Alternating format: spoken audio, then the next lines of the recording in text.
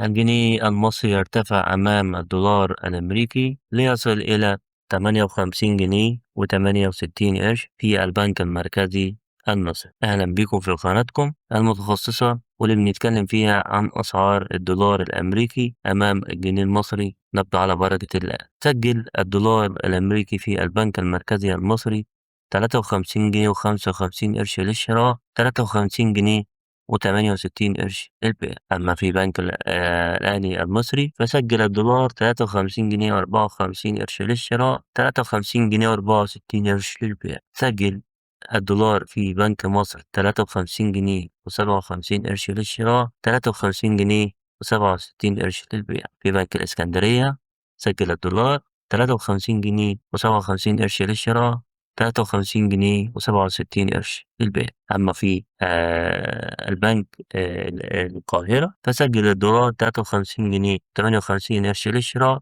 53 جنيه و68 قرش للبيع. أتمنى يا رب أكون فدتكم. ما تنسوش تدعمونا بلايك وتشتركوا في القناة عشان يوصل لكم كل جديد. مع السلامة.